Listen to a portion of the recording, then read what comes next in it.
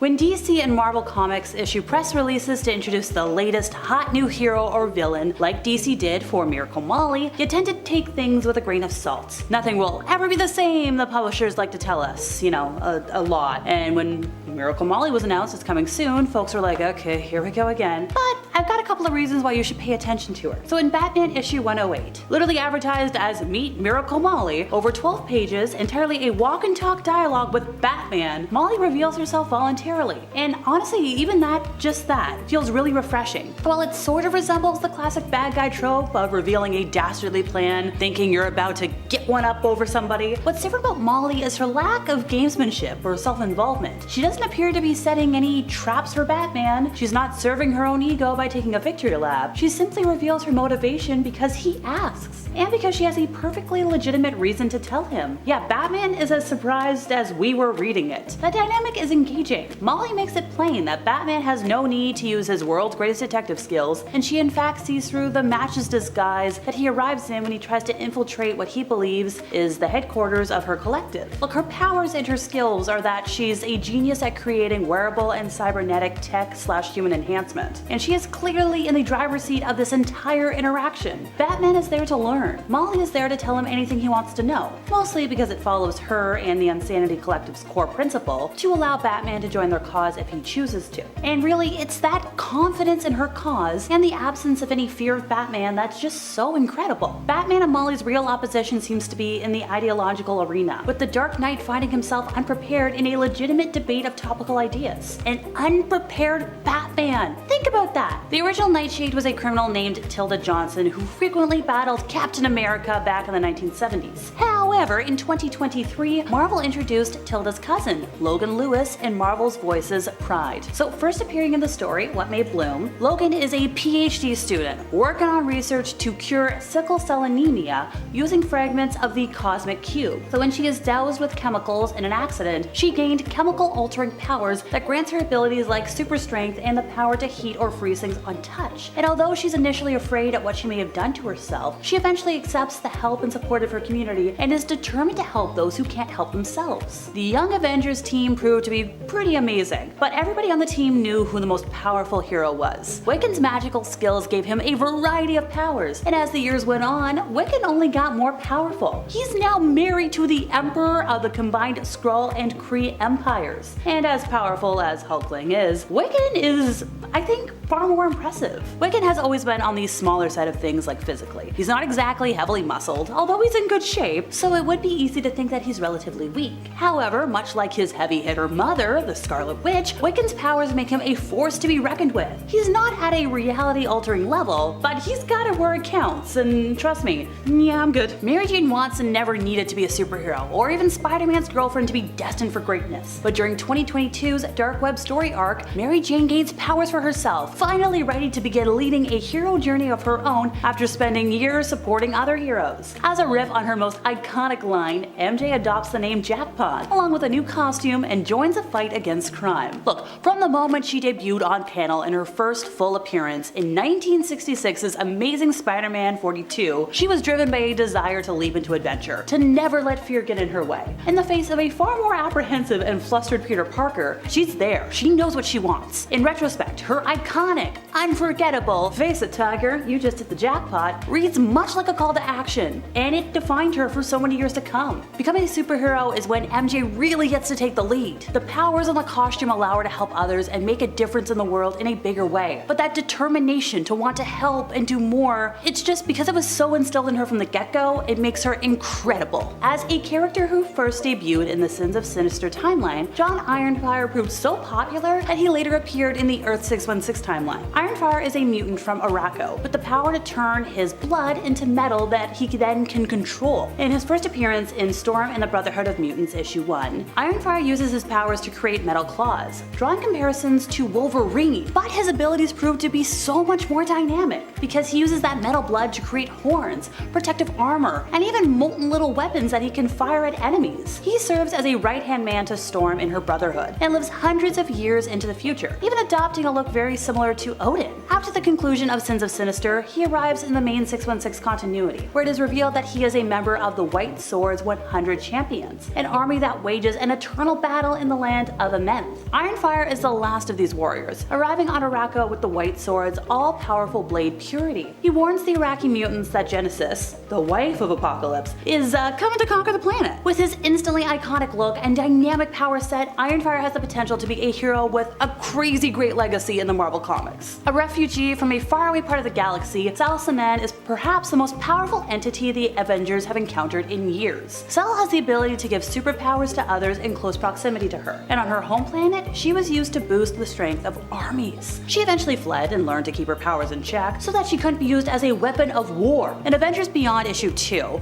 her powers are meddled with by the Beyonder, and she begins involuntarily giving powers to people all across New York. Now, she's distraught by this, as well as by the fact that, well, the Avengers know of her existence. She's terrified that the Avengers, the Fantastic Four, the X-Men, anybody's gonna lock her up, only to bring her out to fight like Thanos or Galactus. Black Panther and Iron Man are able to dampen her powers, but later her neighbors force her to give them the powers of the Avengers. You know, stuff like Thor, stuff like She-Hulk, Captain Marvel. Even more terrifying, she is able to grant one mortal the powers of the Beyonder, one of the most powerful beings in the universe with the ability to shape reality itself. Although it would be her worst nightmare come to life, if Cell were to join the Avengers in a fight against an all-powerful foe, she might be able to give them the boost they need to prevail. Insane! Somnus, this dream-controlling hero, made quite an impactful debut in the pages of Marvel Voices, Pride #1. So in the story, Carl Valentino, a closeted mutant, hooked up with Daken, showing him what life would be like with him in a dream. However, when Daken found out decades later that Carl died without ever coming out, the clawed hero had him resurrected by the Five, thus allowing the hero, now named Somnus, to live life as his true self. Overall, Somnus' design on its own is just cosmic brilliance. Adam Warlock is one of the most powerful heroes in the Marvel Universe, which makes sense since he was created to be the perfect living specimen. His creators intended to use him for their own selfish ends, but he rebelled, became a hero instead. Well, Eve Warlock's origin shares many similarities. Created by the High Evolutionary to replace Adam, Eve first appears in Warlock Rebirth by Ron Mars and Ron Lim. Eve has the same cosmic powers of matter and energy manipulation as Adam. After initially fighting her counterpart, she also rebels against her creator and refuses to kill Adam for the High Evolutionary. They team up to defeat him, and after the High Evolutionary flees, she sets off on a quest to find him and make him pay for his crimes. One might not expect the nephew of Amanda Waller to be a hero, and perhaps neither does said nephew. Archie never wanted these powers, nor did he seemingly want to work as a psychic killer for Amanda Waller as a former Argus agent. Deadeye's true motives have not been revealed, but the fact that he did not kill the villain sent to take his life perhaps proves that he is morally corrupted, but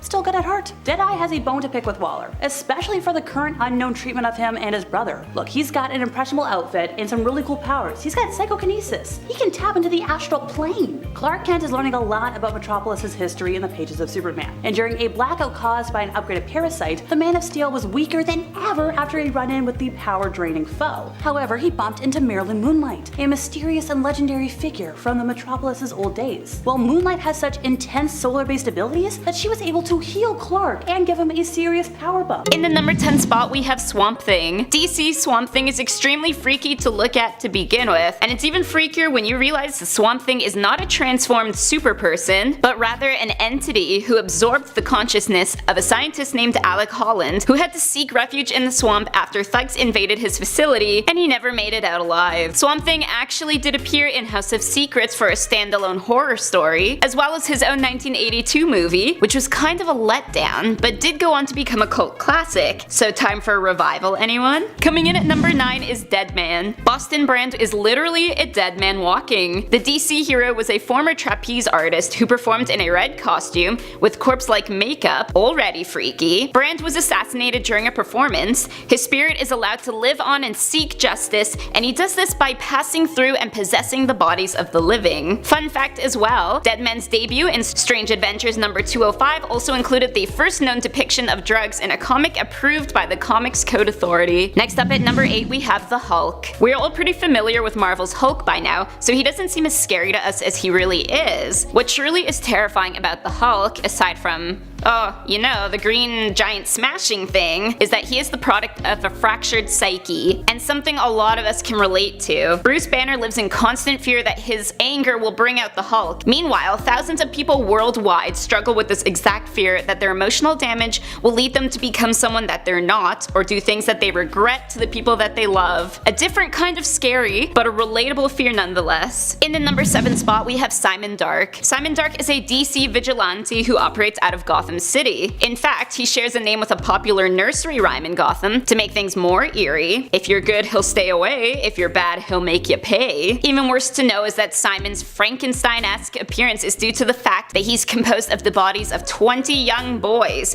stitched together by a medical maniac with the help of a dark cult. Thankfully, he's chosen to use his zombie powers for good. Coming in at number 6 is Brother Voodoo. A Strange Tales alumni from 1973, Marvel's Brother Voodoo has been frequently likened to Doctor Strange, and even replaced him as Sorcerer Supreme in the New Avengers. Voodoo derives his powers from the Loa, the gods of, you guessed it, voodoo. And with that, plus his training from mentor Papa Jumbo, he has the abilities to summon the dead, mesmerize people, and you can bet he probably has a ton of those creepy pin dolls laying around. Next up at number 5, we have the Hanged Man. Image Comics' Hanged Man of Astro City haunts and watches over Shadow Hill, and he does so silently, eerily, just floating along with his head still inside a noose. He is often drawn to those who are in need of comfort after traumatic events, although I'm pretty sure the sight of a pitch black figure with a sack on its head drifting noiselessly towards me isn't going to exactly comfort me. Next up at number 4 is Shadowhawk. There are many people who have taken up the position of Image's Shadowhawk, so for this video we're focusing on one of the main representations by Paul Johnston. Paul was attacked and injected with HIV positive blood and ended up feeling like a prisoner in his own body. So what did he do with that? He took to the streets to rid them of the crime he had encountered, and in turn would break the spines of villains to leave them paralyzed, just as he felt. Easily the most sadistic superhero out there, but also one of the most complicated backstories. In the number 3 spot, we have Professor X. Okay, wait a second. Professor X is like the ultimate good guy dad of Marvel, right? Well, usually yes. But have you ever imagined what it would be like to live in the same vicinity as someone whose telepathic powers are as immense as X's? Not only can he read minds, but he can control them too and alter memory, as he has done on his own team multiple times. What makes him scarier is that he will literally stop at nothing to defend his cause, and he always thinks he is doing the right thing. Well, newsflash, even villains think they are doing the right thing. For them. Coming in at number 2 is Ghost Rider. The movies really did not do Ghost Rider justice. Nicolas Cage knew this and he even declined to do a 3rd movie. That's when you know your movie kinda sucked. Focusing on the Marvel Johnny Blaze character specifically, he gave up his soul to Satan to save his father, and with that deal he became imbued with the essence of hell. Fiery motorcycle, skeletal body, and the ability to use his penance stare to make his enemies feel every bit of violence they've ever inflicted on other people. Pretty heavy, pretty spooky stuff. And finally, in the number 1 spot is Morbius the Living Vampire. Marvel's story of Dr. Michael Morbius is that he was a brilliant scientist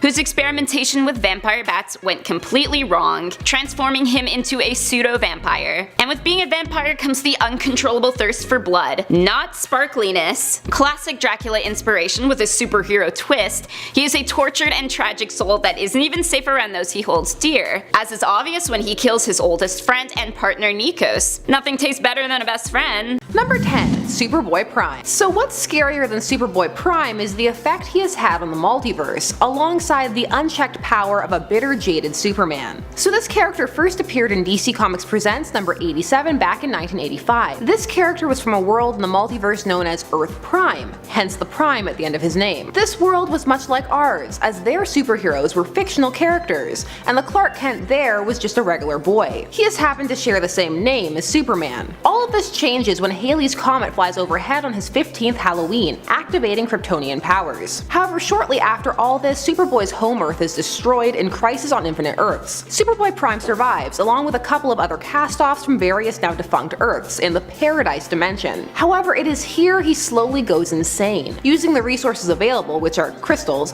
making up their adrift home, to replay events from his Prime Earth over and over, until one day he snaps. Trapped without a planet and with no potential to be the hero he was intended to become, he begins punching the walls, which are actually the walls of reality, which was used to retcon some DC events. Basically big events they wanted to undo. This is why Jason Todd came back to life, and also tweaked some origins and combined them for other characters. After this, he became a villain bent on finding purpose in some way. He is angry, bitter, self-absorbed, and with all the powers of Superman. He sometimes comes across as lame in how he's written, but the core concept, definitely scary. Number 9. Miss Martian. She's a recent hero. She debuted in Teen Titans number 37 back in 2006, and was a key part of the Young Justice animated series. She was created because Jeff Johns, who was writing the Teen Titans comic series, was informed he couldn't use Supergirl. Miss Martian is a white Martian. There are 2 types of Martians in the DC universe, and there was a civil war. Now, her white Martian status is often a cause of conflict for her, and is part of her quest for acceptance for herself, and it's also a pretty terrifying form. However, that's not where the fear comes from for this list. This is the whole, what if she goes rogue? The Martians are so powerful. Let me go down a list of abilities. Get ready. Super strength, durability, flight, super speed, stamina, regeneration,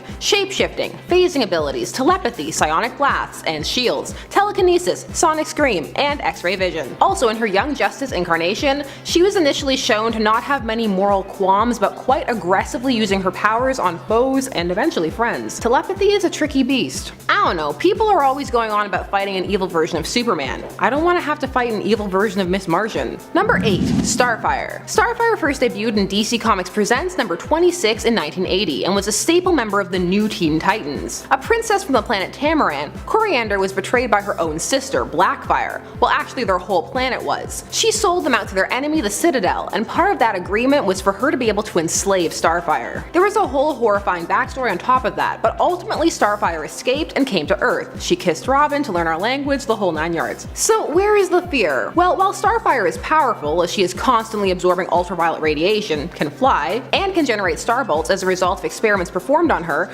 and is stronger than average, what is really scary is her attitude. The Tamaranians are a warrior race, through and through, and as a royal, Starfire has a particularly vicious streak. She has come into conflict with the Titans on occasion because of her lack of compassion and willingness to kill. Really, she's just kind of going along with our morality. She operates by a different code. Ask Deathstroke's wife. Oh wait, you can't, because Starfire mercy killed her. Number 7. Omni-Man. Oh, Invincible. What a ride. The Omni-Man is a slight Superman deconstruction who first debuted in Invincible number 1 in 2003. This series was helmed by Robert Kirkman, who more people will know for his Walking Dead comic series. The Omni-Man is the father of the main character, the hero Invincible, and one of the premier heroes of Earth, some would say the most mighty. He is a member of the Viltrumite race, and claimed to have come to help better mankind, as was allegedly the creed of his species. He possessed superhuman strength, speed, flight, and immortality, or near immortality. However, here's the thing, it was a lie. He was on a mission of conquest. He was sent to lull the populace into a false sense of security and breed to produce an heir to help him in his conquest. The betrayal. It's the betrayal here that is scary. Of his family, of the planet. I just realized that for most people the planet should come first, but I'm sticking with my order. When he reveals himself, he kills a lot of the world's superheroes. It's a close call driving him off world, and it changes the landscape of how that Earth views heroes and aliens specifically. Number 6. Goku. I feel so scandalous sneaking him on here. In my dream world, we'd talk about a lot more anime. Son Goku deserves to be on here though, as do most Saiyans. So Goku, raised on Earth. Goku is another one who was deposited so that he could conquer the planet for the Saiyans, and he was supposed to do this as a child. He used to transform into a giant ape back when he had a tail, but they cut it off, so it was fine.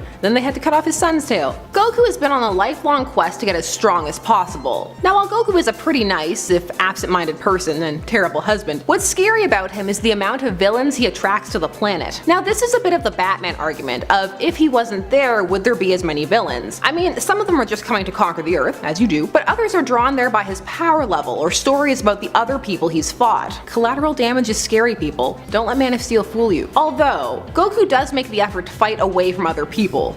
Unlike Snyderverse Superman. Okay, snark over. It's over, it's been years, I know. Anyway, more anime. Give a like and we can make it happen. Number 5. The Silver Surfer. Try and forget about Kelly's hate for the Fantastic Four sequel film for a moment, and embrace all that is the comic book character of Norrin Radd. The Silver Surfer first debuted in the Fantastic Four number 48 in 1966, and initially he was a villain, a herald to Galactus, Eater of Worlds. And he has a surfboard because Jack Kirby was tired of drawing spaceships. Now the Silver Surfer wields the power cosmic, so he's extremely powerful because he can absorb and manipulate the universe's ambient energy. He can navigate through space and time. The Silver Surfer is scary not only because of the immense amount of power he has at his disposal and how threatening it is when it is unleashed against the Earth, but again because the events he's involved in are unfolding on such a massive scale that when he fails, the events and repercussions are catastrophic. You know who didn't prevent Thanos from gathering all the Infinity Gems? The Silver Surfer. Thanks a lot, Norrin. Of course he helped fix all that. Mostly he's a wanderer who does his best to help out.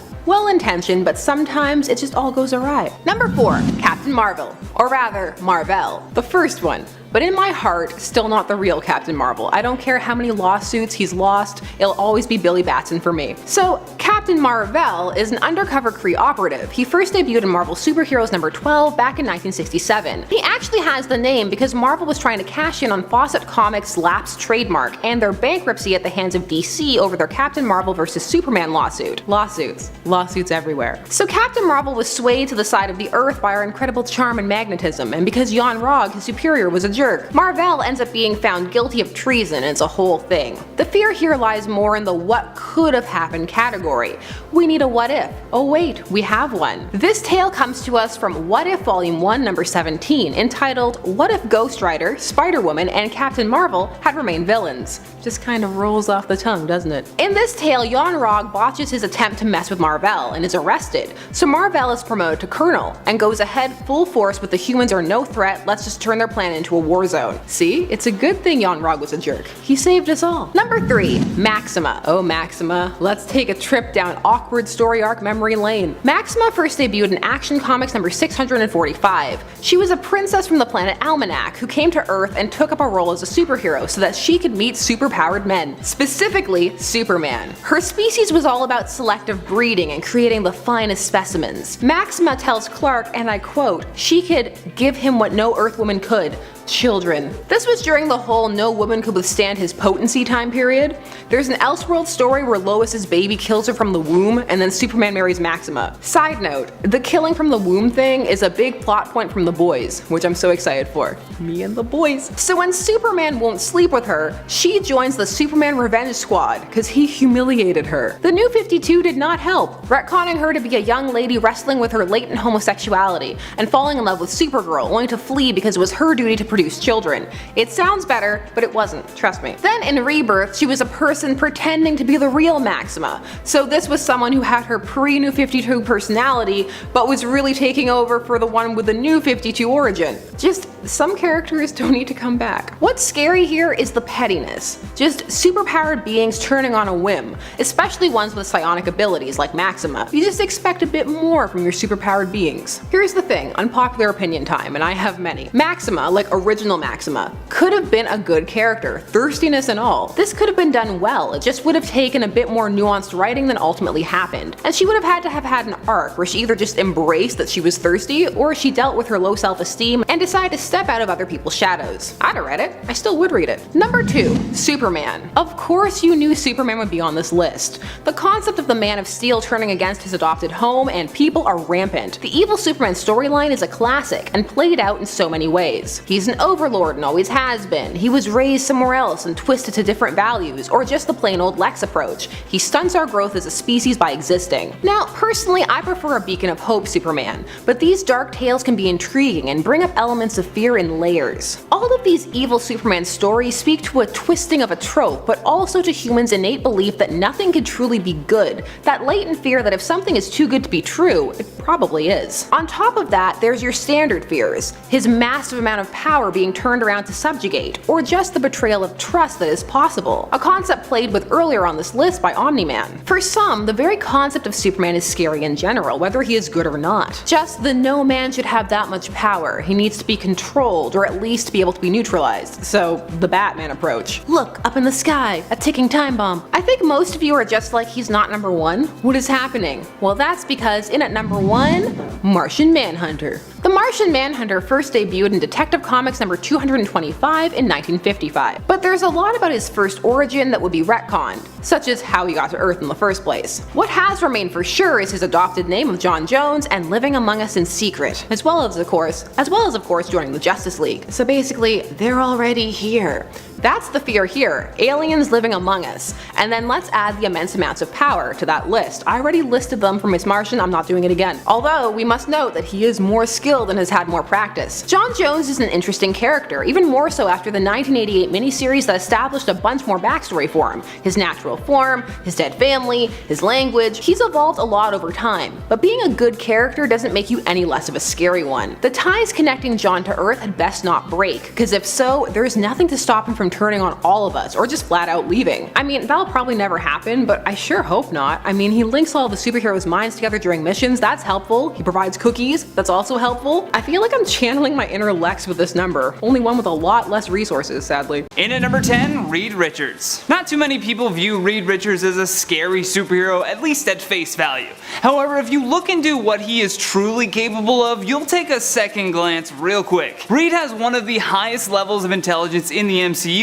yet despite this, many fans view him as more of a mad scientist than anything else. For example, the time that he and others cloned Thor and sent him to attack the Anti-Superhuman Registration Act heroes. That may sound like an act of defense, but in reality the clone was killing superheroes that were actually close friends of not just the Fantastic Four, but Reed Richards as well. On top of that, Mr. Fantastic's ability to convert the mass of his entire body into a highly malleable state at will could be used to do some pretty heinous things if he ever wanted to. Things we wouldn't wish on our worst enemies. In at number 9, the Inhumans. With all of these behind the scenes deals over ownership of certain heroes to be used for the big screen, many fans were disappointed to learn that essentially the bland Inhumans would be the new moniker for mutants in the MCU. This has led many fans to not help but think that the Inhumans are being crammed in our face in lieu of not getting the rights to the X-Men. The team appeared in Agents of S.H.I.E.L.D. Season 2 and Marvel Comics Infinity and Inhumanity. It was here that it became apparent that the Inhumans should be viewed as a threat versus our salvation. When Thanos invaded Earth looking for his son Thane, the Inhuman leader Black Bolt unleashed massive clouds of Terrigen mist into the Earth's atmosphere. This mist soon settled into two enormous clouds that mixed with the atmosphere, transforming them into a substance that was toxic for all mutants. In at number 8, the Hulk. There are so many problems with the Hulk's character that it's difficult to pin down just a few for this point. First and foremost, this scary superhero has had a myriad of different actors attempt to properly portray the Green Machine, and just when you think they got it, boom, casting change. It's been years since the Hulk had his own solo film, and for good reason. The character was entirely absent when needed most in Avengers Infinity War, and then Endgame turned him into even more of a joke with his odd new hipster Hulk appearance. Regardless of how much fans hated this, the Hulk still remains as one of the more terrifying superheroes in the MCU. His power is virtually unmatched, and when his anger gets out of control, he only becomes harder to defeat. Not exactly a superhero that you'd want to double cross anytime soon. Time travel! What? I see this as an absolute win. In at number 7, Iron Man. Besides the tired shtick that we've watched Tony Stark do over and over again throughout the MCU, it's his influence as a billionaire weapon manufacturer that makes him both hated and scary. The MCU attempted to move him away from his roots of creating weapons that ultimately land in the wrong hands, killing innocents, by making him more of a mentor for other heroes, but you can never undo the previous films. The cherry on top though was the spawning of Ultron, who took Stark's words for peace and showed us the true evil within those words, only the way that an unfeeling AI can do. Who sent you? I see a suit of armor around the world. Ultron. In the flesh. Or no, not yet. The worst part is that in order to defeat this big mistake, he had to create Vision, yet another uncontrolled godlike entity that could have just as easily only made things worse. As smart as Tony Stark is, it's that enormous ego that people not only hate, but are scared of as well, and rightfully so. In at number 6, Shazam. For Billy Batson, it's not just his juvenile nature that audiences didn't care for, it's the fact that there has been a number of changes made to the character itself. People engaged in a heated debate online as to whether or not he was Shazam or Captain Marvel. Either way, he's like a goofy, uncoordinated Superman that just got his powers. Despite all of the name changes and general buffoonery, the character of Shazam is without a doubt scary. He's the ultimate what-if kind of character. I mean, they literally bestowed a teenager with divine empowerment, and the physical stature of an adult. The result is absolute carelessness on the part of someone who probably never had to deal with such dire consequences for their actions in their entire life. Sure, he saved that bus full of people in the film, but he's also the one who caused the accident in the first place, making Shazam both hated and feared by those who ride the public transit system in Philadelphia. Put this thing out again, put this thing out.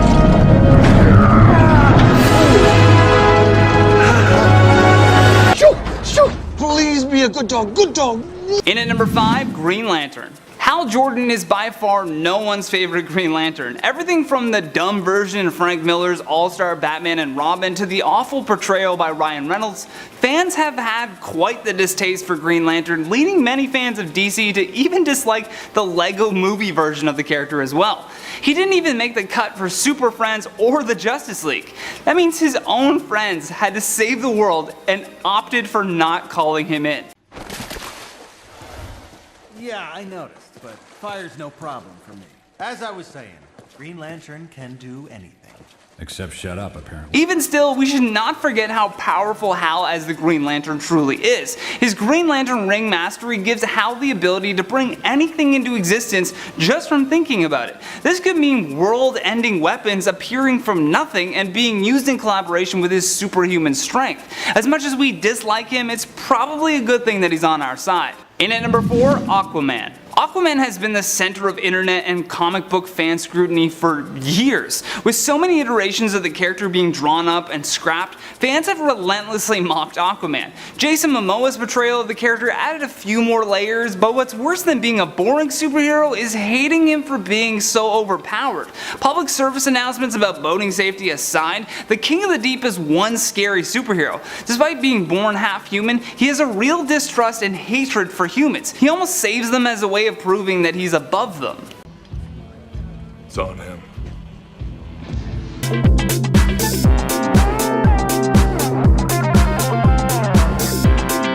In at number 3, Superman. Now here's a classic superhero that we would never ever want to get on the bad side of, yet regardless of the feats of strength that Kal-El has shown, he still gets a ton of hate. Zack Snyder's film portrayed him as the superhero who sort of knew that he was awesome but didn't owe humanity anything, and throughout the comic books his obnoxious rebrands have been the subject of much disdain. All of that aside, it's this boring label that he gets smacked with repeatedly that truly holds his character back. There isn't much complexity to the story of Superman, and because the majority of us understand his origins, we often take him for granted as a superhero. Even in Batman vs Superman, many fans wondered why exactly we needed this type of film and really what good it would do for his reputation. What we saw was that Superman is still a force to be reckoned with, and again, despite our hatred for, a superhero that we should constantly be in fear of. In at number 2, Ghost Rider. It wasn't just the fact that the Ghost Rider movie was played by Nicolas Cage that made fans hate the character, it was the watered down portrayal that truly upset the fans. Ghost Rider was a character designed for the express purpose of being this edgy R-rated superhero, but that's just not what we got. Even the sequel for the film felt like a cry for help. They just can't let him go, and for good reason. He's terrifying, and the battle of someone being controlled by an evil force but attempting to use it for good is an inherently compelling narrative. This is why we saw Marvel jump ship on the Johnny Blaze version and push forward in Agents of S.H.I.E.L.D. where we saw the Robbie Reyes version of the character making an appearance. Hopefully the new one will be better. Last but not least, in our number 1 spot, Cyclops. Scott Summers. Where do we even begin with this white bread, whiny, child-endangering superhero? I guess those last 3 remarks are a good place to start. In the eyes of some fans, Cyclops is their favorite team leader, but for many his creepy flirting with teenage Jean Grey was enough for fans to, well, hate his guts. As a result, Scott has been the center and main recipient of a ton of backlash from comic book fans. All of that hatred aside though, Cyclops is without a doubt scary powerful. His optic blasts have gone haywire before, and when he's not leveling cities with his eyes alone, he can be quite the jerk. His bland nature would never make him complex enough to become a villain, but even if he did, I bet his motivations for destroying the world would be Wolverine swooping up his lady. Number 10, Scarlet Witch. Okay, so Scarlet Witch might not be as hated as some when it comes to the general public, but she sure has had her share of hate when it comes to the mutant population. In issue number 7 of 2019 Wolverine's X-Men, mutants even express their hate as part of a ceremonial rite of passage called the Crucible that involves revisiting her story. Young mutants who have likely only experienced what happened as a story profess their hatred for Wanda and call her Pretender. Pretender, pretend her! I hate her so much. They hate her so much, and I'm like, no, she wasn't meaning to be a pretender. And before this, Rogue was the one who led the charge when it came to the mutant community blaming Scarlet Witch. Rightly, albeit maybe not fairly, for the whole M-Day ordeal and threatening the very existence of mutant kind. Number 9. Thor and the Avengers. During the Fear Itself event, Thor was struggling with his place in the world. He was hated because the events of Siege, while not his fault directly, had not only caused destruction in Asgard, but also in neighboring Earth residing communities. Many of the people living in one of the towns resented the superhero community for causing danger to come to them. We've seen this a lot actually in movies and comics too. Some had their homes destroyed and couldn't even afford to rebuild, choosing to sell and move out rather than stay and wait for the superheroes to attempt to save the day again and help them rebuild. Not all of the town felt this way, but then a coming war between Midgard and Asgard also was approaching, fueling some of the hate from the public in regards to Thor and the Avengers team. Of course, Asgard was only aiming to destroy Earth to prevent the serpent from feasting on all of the human spheres and becoming even more powerful. But this only added insult to injury, as the serpent, was also already bent on conquering and devouring Earth himself. I mean, Thor recovered, but this was a pretty tough time for the Thunder God and a pretty tough time to be anyone from Asgard or any sort of Norse mythology. In the end, it was really only his self-sacrifice that managed to redeem him, cause he died. But then he was okay. You know how it goes. Number 8. Silk. Silk is Cindy Moon. She has similar powers to Peter Parker's Spider-Man, including a built-in danger sense, but she can actually also produce her own organic webbing, which I think actually is really cool. Hers is probably the least gross, I think. She even sometimes uses the skill to spin herself a disposable silk suit spider costume. After her and Peter dated or hooked up for a bit, she ended up settling back into her own life and searching for her family. She had been locked up in a bunker for years, long story. Anyways, like Peter much later on, she also got some of the J. Jonah Jameson treatment when it came to her superhero persona of Silk. Though even Jameson himself very much liked Cindy for a time in volume 1 of her series when she was working for him. Number 7. Green Lantern. When comics made the choice to turn Hal Jordan into Parallax and had him basically threaten the entire DC universe, they also created a world of hate for him, with some readers but mostly within the comic book world, and especially in the realms of the superhero community. Even today, more than 20 years later, people still bring this up in the comics. People are not over it. They're like, remember that time you pretty much almost killed everybody? He's like, geez, guy can't get over that stuff. Number 6. Spider-Man. He's a menace! At least that's what JJ would have us think. But the fact of the matter is that a lot of people in New York read the Daily Bugle and trust what it has to say. So when they do stories about Spider-Man being a criminal, a murderer, a dang menace, people are inclined to believe those words, which has led to a lot of problems for Spider-Man. And let's not forget the amount of times people have tried to frame him. Right from the beginning, Chameleon himself tried that ploy, and we've seen it happen a few more times in the comics as well. He's just so frameable, Spider-Man, isn't he? Number 5. Deadpool.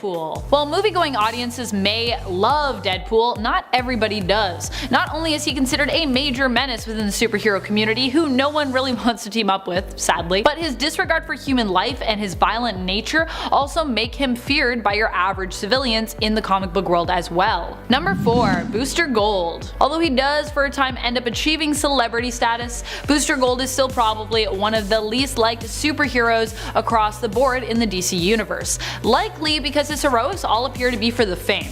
This doesn't of course stop him from becoming famous, but once people find out that he's kind of a sham with stolen future tech and yet a man from the future with really no relevant information to share with those in the past, many of the public often seem to be finding themselves rolling their eyes at him as much as the superhero community does.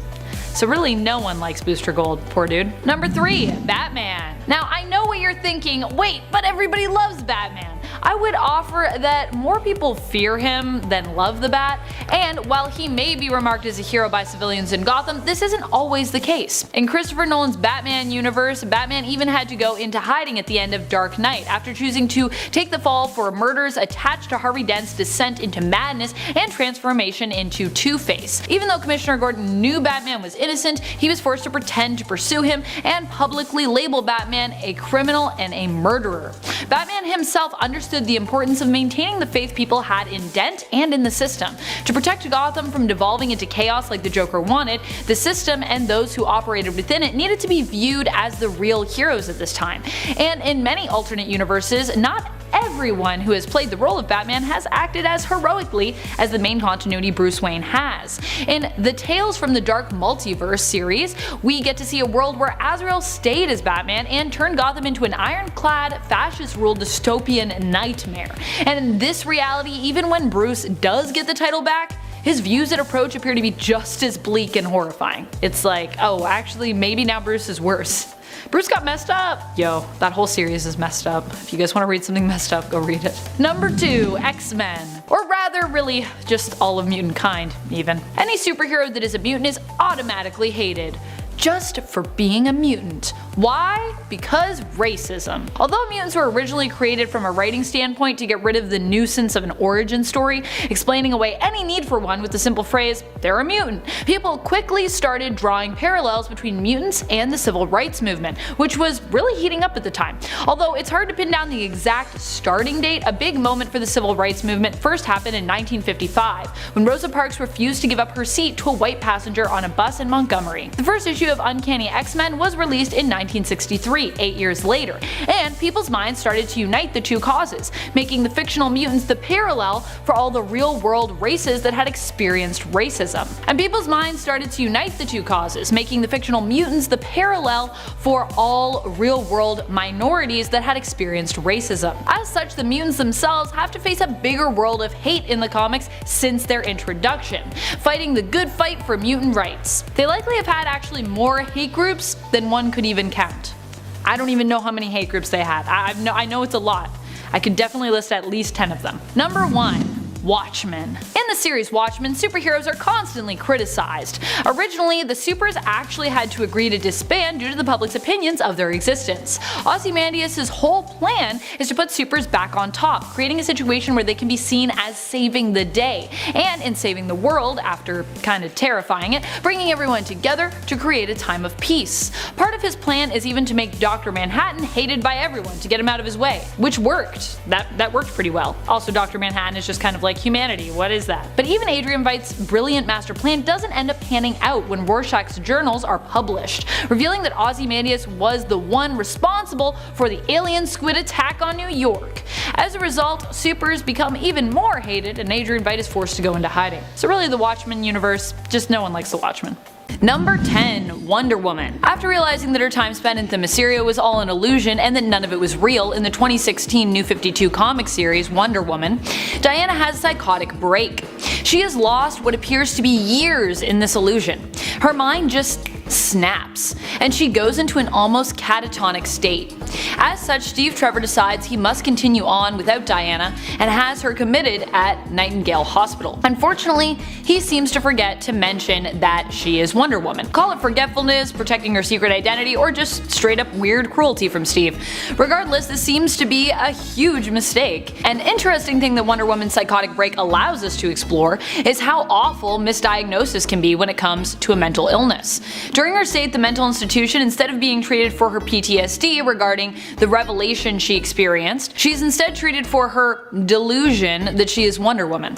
Which is more harmful than helpful because she actually is Wonder Woman. Don't worry though, she ends up actually coming to when Ferdinand the Minotaur comes to see her, and she just ends up just checking herself out. Unfortunately, there are no consequences for those who mistreated Diana in the comics, so that's pretty terrible. I think in terms of mental illness, Wonder Woman would simply encourage you to listen to those who suffer and come to you, rather than judge them. We have to fight for those who can't fight for themselves, after all. Number 9. Punisher. Frank Castle is more of an anti-hero than superhero, and he isn't powered, but if it wasn't for his trauma, he actually probably wouldn't be a hero at all. After the death of his family that resulted from a wrong place, wrong time scenario, Castle does everything in his power to avenge the ones he's lost. He somehow managed to survive the event, but none of the other members of his family did. Too bad Thanos wasn't the one who wiped out his family. If that had happened, Mentor might have been able to try and help him out at least, like with Drax and Moondragon. Beyond just avenging his dead family, the Punisher also seeks vengeance for others as well. Violent and brutal vengeance. He does his best to protect innocents while punishing those he deems guilty. While many criticize the depiction of the Punisher, calling it a glorification of violence, there's really more going on. Where Punisher can cause idolization of brutal violence and capital punishment, he also stands to serve as a reminder for what it is like to come home from violence and war, and what that can do to someone's psyche. How does one adjust when violence is all you've known for such a long time? How do people feel when they come back from the war? This is real world stuff, guys. Soldiers having severe PTSD. Number 8. Rorschach. When many people think of mental illness, they think of Rorschach from Watchmen. I get it. Dude is covered in ink blots and gets his name from the Rorschach test, which is used to help diagnose patients through analyzing their perception of what they see within ink blot images. This test can also be used to help break down a person's thought process and potentially diagnose thought disorders. In Rorschach's case, the mask was just what he decided to create, though it does seem to symbolize a mental instability for his character. Walter Kovacs was abused by his mother as a child, and this combined with his psychotic break upon discovering the murdered corpse of Blair Roche and way in which her body was desecrated, chopped up and fed to the murderer's dogs, Rorschach most likely suffers from paranoid personality disorder embodied in the way he views the world as being mostly immoral and his suspiciousness of others. Number 7. Daredevil. In the comments for part 1, a lot of you were saying that comics and fiction are often wildly inaccurate when it comes to depicting mental illness and treatment.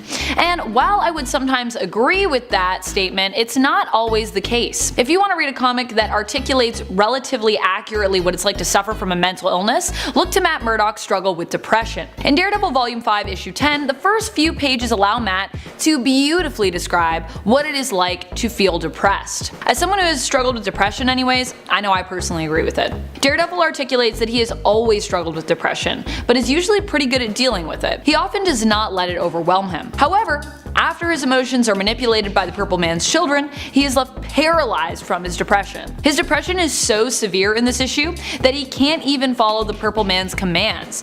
It's so powerful it allows him to refuse Kilgrave's influence. That's some next level depression. Number 6. The Comedian. Edward Blake is a reckless man, one who shows little regard for other people, and one who does not even seem to feel affected by other people. He kills mercilessly, killing a woman point blank for attacking him after he got her pregnant. He seems to feel no remorse when it comes to the way he treats people. He catches Silk Spectre changing after a photo shoot with his fellow Minuteman and tries to rape her, only to be stopped by Hooded Justice. He doesn't even apologize, he simply threatens the Hooded Justice for attacking him and stopping him.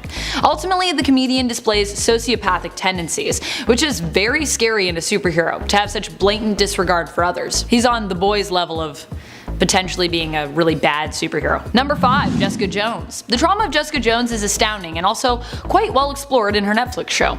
Jessica suffers from PTSD after being kidnapped by Kilgrave and manipulated by him. She's a survivor of rape and was a victim of abuse.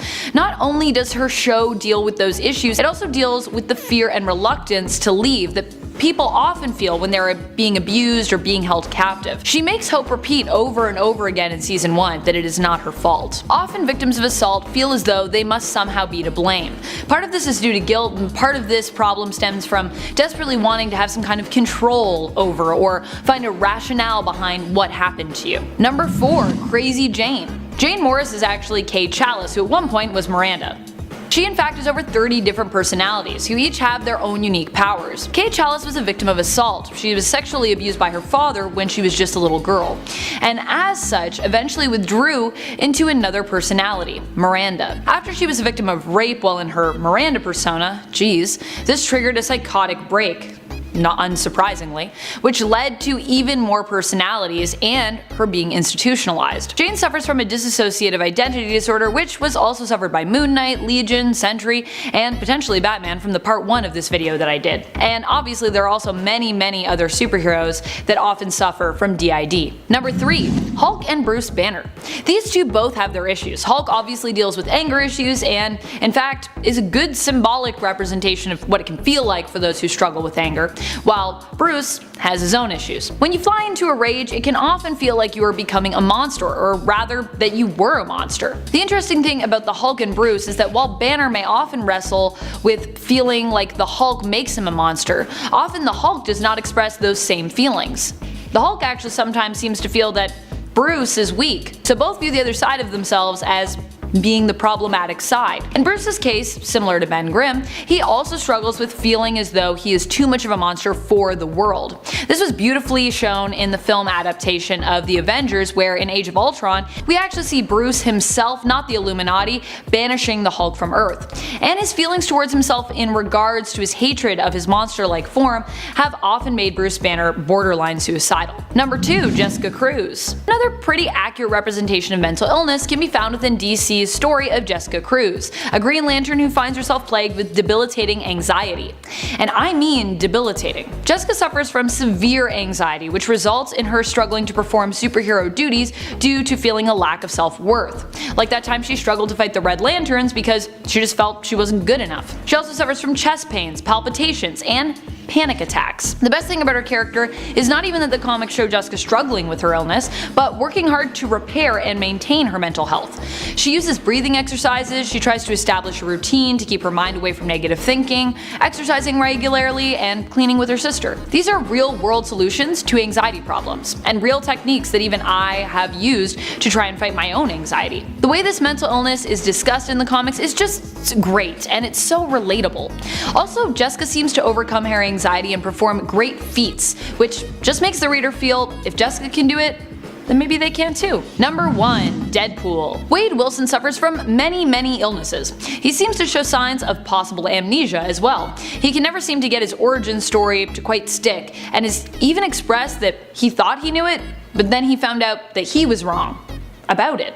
Making me wonder if his memories were tampered with, or if maybe his head has just been blown off a few too many times? Deadpool has also shown signs of schizophrenia, substance abuse, hallucinations, and PTSD. We may not know how rough his childhood was, unlike his pal Wolverine, who had maybe the worst childhood in comic book history, but we know his adult life certainly has not been easy, making it unsurprising that Deadpool is so erratic and often delusional.